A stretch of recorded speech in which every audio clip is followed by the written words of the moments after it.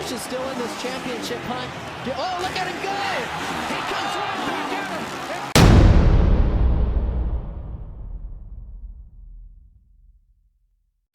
What is up, internet? Welcome back. I had to do 2 of these weekly recap videos. I just had too much content, and I don't like making really long videos. I like to keep it under 10 minutes, so we're splitting it into 2.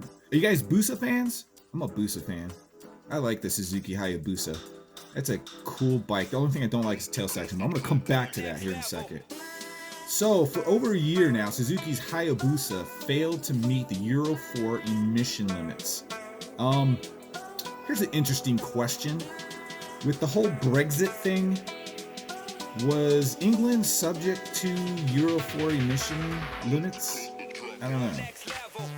I should do some research on that. There's so much I don't know. And the more of these videos I do, the more I realize I don't know anything. But don't fret.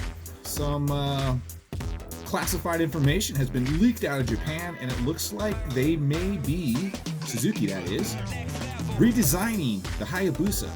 It sounds like they're going to up the displacement to 1440 cc's. Power they expect won't really change all that much, but the torque rideability will be better. So they're going to stuff 2 catalytic converters. Why? Because one's not enough. We need to make it extra clean.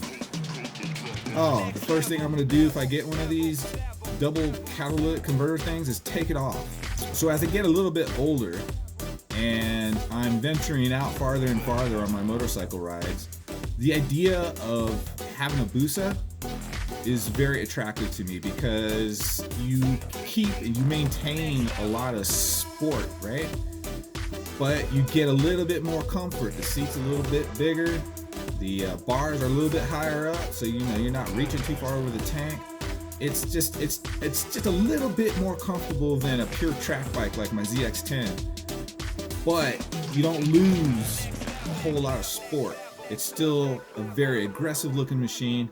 Now the only thing I really want them to do with this redesign, if they do follow through with this, it hasn't been publicized that they're actually going to do this. But if they do it, I can't stand the tail section of the Hayabusa. I like some of the much older Hayabusas, but that most recent tail design is just ugly. I don't like it. So I really hope that they redesign the tail section and maybe put an LCD screen. Take the new LCD screen off the new GSX-Rs and put it on the Hayabusa. Man, I think that'd be awesome. So I got that last story about the Hayabusa from motorcyclenews.com. They have a lot of great content. In fact, they're one of my favorite sites for news. Motorcycle, obviously, related news.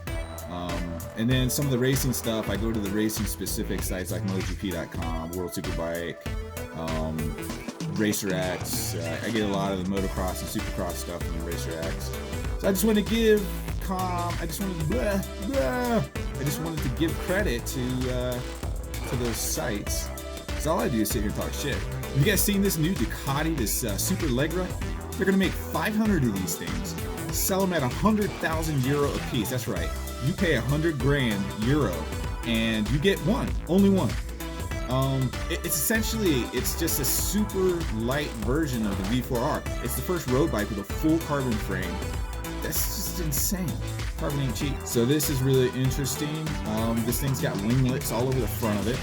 And supposedly this bike, this Ducati Superleggera, applies a further 20 more kilograms than the V4R at 168 miles per hour, right? So that's 50 kilograms of downforce at 170 miles per hour. And of course I need that because I'm always going 170 miles per hour. But that's 20 kilograms more than the Panigale V4R and V4S. Okay, so the last thing I'm going to say about this Ducati is it's got so many electronics on it. I'm really concerned people are going to forget how to ride their motorcycles. All right, let's jump into some Supercross. Okay, so this weekend was round round 6 at San Diego. This is the last round on the West Coast before they head out east, and we'll have a completely different field of 250 riders. But for right now, we're going to focus on the 450 riders. And last weekend, Eli Tomac got great starts in his heat race, got great starts in the main event, dominated everybody, won easily. And so, of course, that means that this weekend he needs to get really crappy starts. So right as the gate drops, Eli gets a not so good jump out of the gate and runs into the bike next to him and just has to back out of the throttle. It's as simple as that. Now, let me tell you, I've never ridden at the level these guys ride at. I've never raced professionally at the national level. And but I've done enough racing. I think it's the same whether you're an amateur at a local race, a state race. It doesn't matter. The most important thing about a start is that initial jump off the gate. Once that gate drops, if you can get a good jump off the gate and the first 6 feet on the other side of that gate, if you win that battle, you're golden. Clearly here, Tomac didn't win the drop of the gate and that first 6 feet. Roczen, on the other hand, a much more consistent starter, a really good starter. I don't know how many times we've seen him nail the whole shot in heat races and main events so far this year. 6 rounds in, he's got at least, I don't know, 4, maybe 5 hole shots. You see Cooper Webb, man, he knifes out the front end in the left-hander there. Now, here's a double-edged sword. When you go down early in a race, it's kind of difficult because everybody's grouped together because it's still early. It's only a few turns into the first lap, which means lots of people pass you all at once. But it also means if you're able to get back up really quickly and get going again, that you can make passes on lots of people all at once. So, I don't know. It just sucks. Going down sucks. I can't believe I said that. Going down sucks. Okay, moving on. Check out Eli Tomac coming from pretty much dead last in this heat race, catching Zach Osborne, who's in second place. And I'm telling you right now that if there was one more lap in this heat race, Eli Tomac for sure would have made this pass and got up to second place. But to go from last to third in the heat race, which is a short race, that's pretty damn good. Can Eli Tomac nail the start for the main event?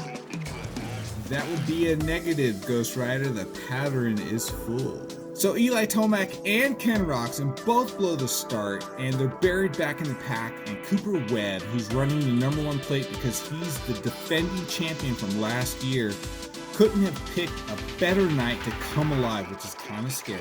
So let me introduce you to James Bubba Stewart, a 2-time Supercross champion and one of only 2 riders in the history of the sport to have an undefeated motocross season. James Bubba Stewart. James, tell me what you think about what happened with Eli Tomac and Justin Barcia.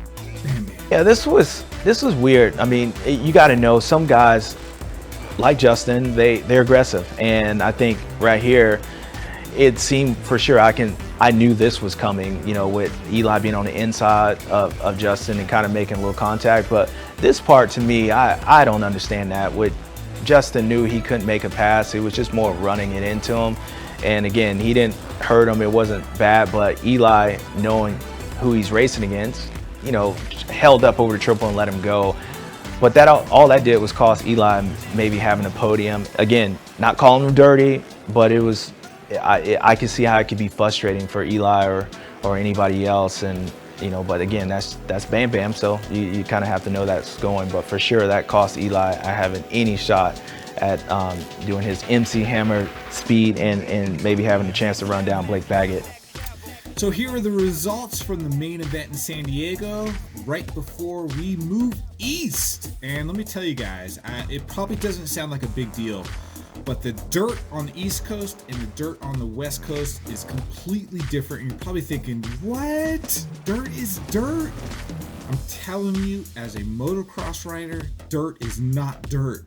It makes a huge difference when you go from east to west. The dirt's completely different and it completely changes the track conditions. So here we are, round 6 into the race series, and Cooper Webb, Adam Cirillo, Blake Baggett, Eli Tomac, Justin Barcia are the top 5 at round 6 in San Diego.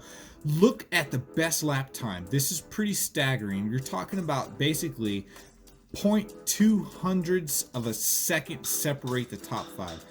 That's tremendous. I don't know if that trend will continue, but good luck to Eli Tomac. Personally, bud, you need to lay down the smack at the next round, because otherwise these other dudes are going to start gaining confidence and it's just going to get harder for you. It's just going to be an uphill battle. For now, keep the rubber side down. We'll see you guys Monday with the next video. And until then, bye.